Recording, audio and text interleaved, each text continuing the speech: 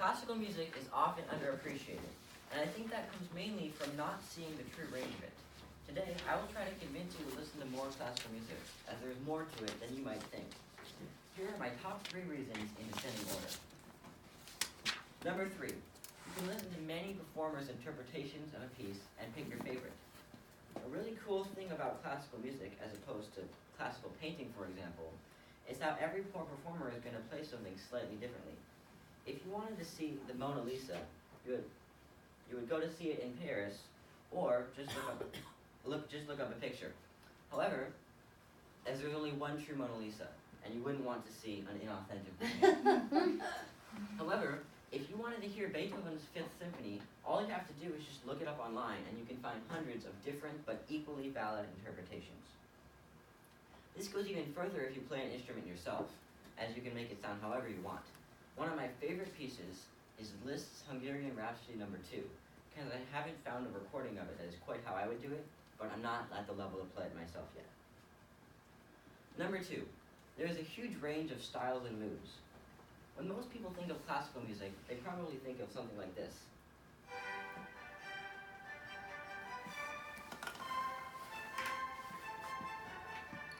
Before thinking of this,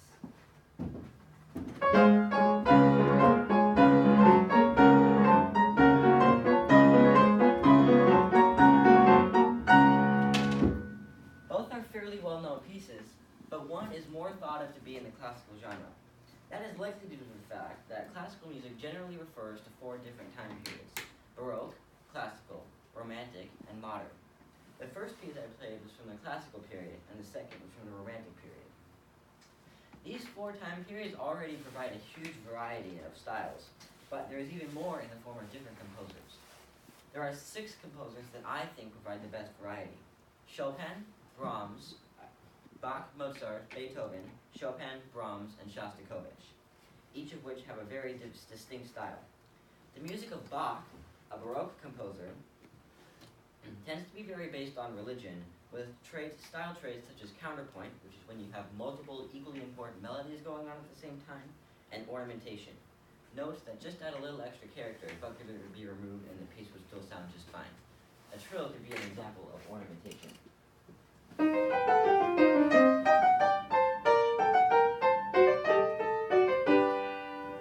Whereas Beethoven, a composer who helps transition from classical to romantic, was one of the first composers to put his own emotions into his music, which makes his music much more dramatic and expressive.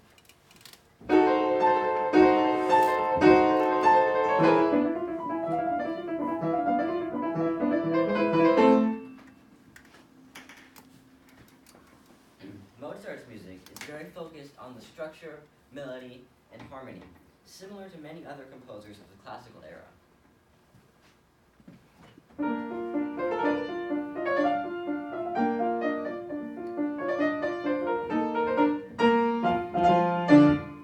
Whereas Shostakovich, a more modern composer, was very focused on the rhythmic aspects of music and tended to be very dissonant.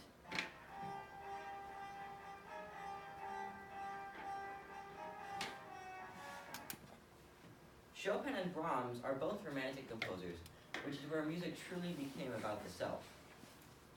The difference between the two is the choice of instruments. Chopin's music tended to be only for piano, whereas Brahms used all the instruments in different configurations. This is Chopin.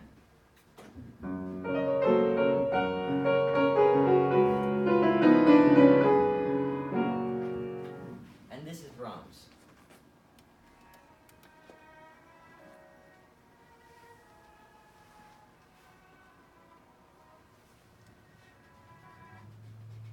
And the number reason why more people should listen to classical music is that it's good for your brain.